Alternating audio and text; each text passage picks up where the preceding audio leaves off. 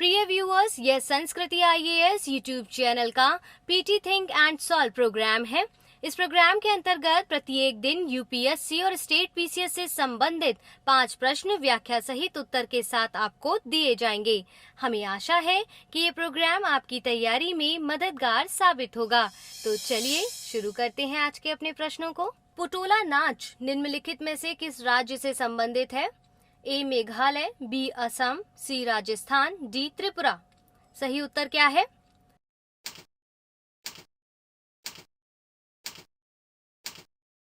Option B. Corona महामारी के चलते असम को पुटोला नाच नामक कठपुतली नृत्य के लगभग विलुप्त हो चुके रूप पर ध्यान केंद्रित करने का अवसर प्राप्त हुआ है। इस नृत्य का प्रदर्शन असम के 3 क्षेत्रों पश्चिम असम में बारपेटा नलवाड़ी, उत्तरी असम में कलाई गांव और पूर्वी असम में माजुली द्वीप में अलग अलग विशेषताओं के साथ किया जाता है। इसमें संपूर्ण या एपिसोड के रूप में रामायण तथा महाभारत के दृश्यों को प्रदर्शित किया जाता है। इसमें स्थानीय पारंपरिक रंगमंच बहोना के लिए गए संवाद या मंत्रों का प्रयोग भी किया जाता है और इसीलिए इसका सही उत्तर है ऑप्शन बी। देखते हैं आज के अपने दूसरे प्रश्न को। Central bank and supervisors network for greening financial system के संदर्भ में निम्नलिखित कथनों पर विचार कीजिए।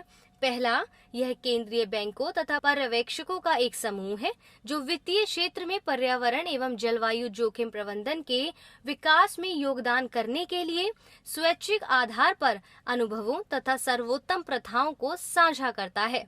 दूसरा, हाल ही में भारतीय रिजर्व बैंक को इसके सदस्य के रूप में नामित किया गया है। उपयुक्त में से कौन से कथन सही हैं? ए केवल 1, बी केवल 2, सी 1 और 2 दोनों, डी ना तो 1 ना ही 2।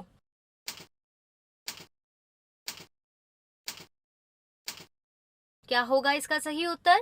Option C. भारतीय रिजर्व बैंक को central bank and supervisors network for greening financial system के सदस्य के रूप में नामित किया गया है। Central bank and supervisors network for greening financial system स्वैच्छिक आधार पर अनुभवों के आदान प्रदान, सर्वोत्तम प्रथाओं को साझा करने, वित्तीय क्षेत्र में पर्यावरण एवं जलवायु जोखिम प्रबंधन के विकास में योगदान करने के लिए केंद्रीय बैंकों और पर्यवेक्षकों का एक समूह है। इसका उद्देश्य सर्वोत्तम प्रथाओं को परिभाषित कर बढ़ावा देना तथा हरित वित्त के लिए विश्लेषणात्मक कार्य करना एवं उन्हें लागू करना है। इसकी शुरुआत वर्ष 2017 में आयोजित पेरिस वन प्लैनेट समिट में की गई थी। यह स्थायी अर्थव्यवस्था हेतु गति प्रदान करने के लिए सहयोग के रूप में वित्त उपलब्ध कराने का भी प्रयास करता है। इसमें 83 केंद्रीय बैंक तथा वित्तीय पर्यवेक्षक शामिल हैं तथा इसके सचिवालय का प्रबंधन बैंक डी फ्रांस के माध्यम से किया जाता है। इस प्रकार कथन 1 और 2 दोनों सही है और इसीलिए इसका सही उत्तर है ऑप्शन सी। अगले प्रश्न को देखिए। निम्नलिखित कथनों पर विचार कीजिए। पहला, ऑपरेशन समुद्र सेतु 2 का उद्देश्य ऑक्सीजन आवश्यकताओं को पूरा करने के लिए चल रहे राष्ट्रीय मिशन को बढ़ावा देना है। दूसरा, भारतीय नौसेना ने वंदे भारत मिशन के एक भाग के रूप में वर्ष 2020 में ऑपरेशन समुद्र सेतु का शुभारंभ किया था। उपयुक्त में से कौन से कथन सही है? ए केवल 1, बी केवल 2, सी 1 और 2 दोनों, डी ना तो 1 ना ही 2। क्या होगा सही उत्तर?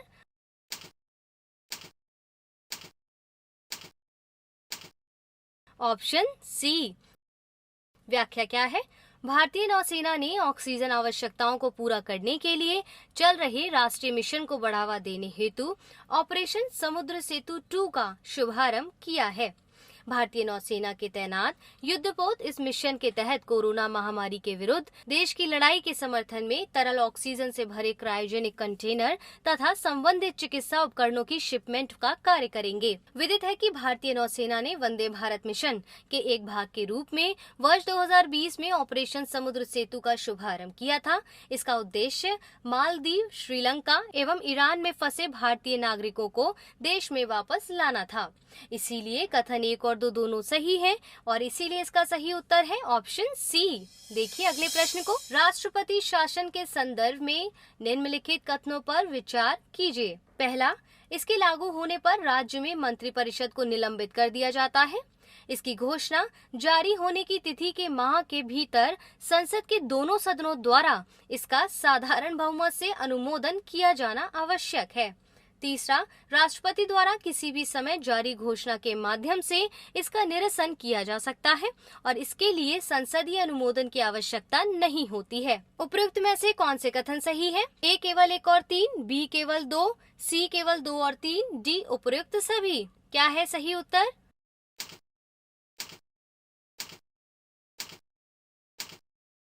Option A. दिल्ली में सत्तारूढ़ पार्टी के एक विधायक ने कोरोना मामलों की संख्या में भारी वृद्धि को देखते हुए दिल्ली में राष्ट्रपति शासन की मांग की है। इस मामले में दिल्ली उच्च न्यायालय ने भी कहा है कि दिल्ली संविधान के अनुच्छेद 21 के अंतर्गत प्रत्याभूत नागरिकों के जीवन के अधिकार की रक्षा करने में विफल है। गौरतलब है कि भारतीय संविधान का अनुच्छेद 356 राज्य में ऐसी स्थिति उत्पन्न होने पर जब राज्य सरकार संविधान के प्रावधानों के अनुसार शासन चलाने में सक्षम न हो तो राष्ट्रपति को राज्य सरकार को निलंबित कर राष्ट्रपति शासन लगाने का अधिकार प्रदान करता है।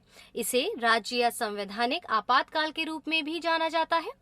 अनुच्छेद 356 के तहत राष्ट्रपति के इस तथ्य से संतुष्ट होने की राज्य सरकार संविधान के प्रावधानों के अनुसार शासन चलाने में सक्षम नहीं है या इस संदर्भ में राज्यपाल से प्राप्त रिपोर्ट के आधार पर ही राष्ट्रपति शासन लगाया जा सकता है। इस अनुच्छेद के लागू होने पर राज्य में मंत्रिपरिषद को निलंबित कर दिया जाता है तथा राज्य का प्रशासन सीधे केंद्र सरकार के नियंत्रण में आ जाता है। ऐसी स्थिति में राज्यपाल राष्ट्रपति के प्रतिनिधि के रूप में राज्य प्रशासन का संचालन करता है। राष्ट्रपति शासन की घोषणा जारी होने की तिथि के 2 महीने के भीतर इसका संसद के दोनों सदनों द्वारा साधारण बहुमत से अनुमोदन किया जाना आवश्यक है। यह अनुमोदन 6 माह के लिए वैध होता है, जिसे प्रत्येक 6 महीने में संसद के अनुमोदन के पश्चात अधिकतम 3 वर्ष तक के लिए बढ़ाया जा सकता है। ध्यातव्य है कि राष्ट्रपति द्वारा किसी भी समय जारी घोषणा के माध्यम से इसका निरसन किया जा सकता है। इसके लिए संसदीय अनुमोदन की आवश्यकता नहीं होती है। इस प्रकार कथन 1 और 3 सही है, जबकि कथन 2 गलत है और इसीलिए इसका सही उत्तर है ऑप्शन ए। जल्दी से अपने अंतिम प्रश्न को देख लीजिए। विश्व प्रेस स्वतंत्रता दिवस के संदर्भ में निम्नलिखित कथनों पर विचार कीजिए। पहला, इसका आयोजन प्रत्येक वर्ष 3 मई को किया जाता है, जिसकी घोषणा संयुक्त राष्ट्र महासभा द्वारा दिसंबर 1993 में की गई थी। दूसरा, इसका आयोजन विंडहोक घोषणा की वर्षगांठ के रूप में किया जाता है। उपयुक्त में से कौन से कथन सही है? ए केवल 1, बी केवल 2, सी 1 और 2 दोनों, डी ना तो 1 ना ही 2। क्या होगा इसका सही उत्तर?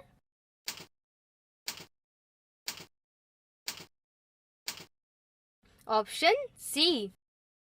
देखिए व्याख्या क्या है। विश्व प्रेस स्वतंत्रता दिवस का आयोजन प्रत्येक वर्ष 3 मई को किया जाता है। इसकी घोषणा संयुक्त राष्ट्र महासभा द्वारा दिसंबर 1993 में की गई थी। विश्व प्रेस स्वतंत्रता दिवस का आयोजन विंडहोक घोषणा की वर्षगांठ के रूप में किया जाता है। इसे प्रेस की स्वतंत्रता के मूल सिद्धांतों को याद रखने, वैश्विक स्तर पर प्रेस की स्वतंत्रता की स्थिति का आकलन करने, मीडिया की स्वतंत्रता पर हमलों से बचाव करने तथा उन पत्रकारों जिन्होंने कर्तव्यों को पूरा करते हुए अपना जीवन बलिदान कर दिया है को श्रद्धांजलि देने के उद्देश्य से आयोजित किया जाता है। यूनेस्को द्वारा वर्ष 1997 से प्रत्येक वर्ष 3 मई को उस व्यक्ति अथवा संस्थान को जिसने प्रेस की स्वतंत्रता के लिए उल्लेखनीय कार्य किया हो, गिलेरमो कानू वर्ल्ड प्रेस फ्रीडम पुरस्कार प्रदान किया जाता है। विदित है कि भारत के किसी भी पत्रकार को अब तक यह पुरस्कार प्राप्त नहीं हुआ है।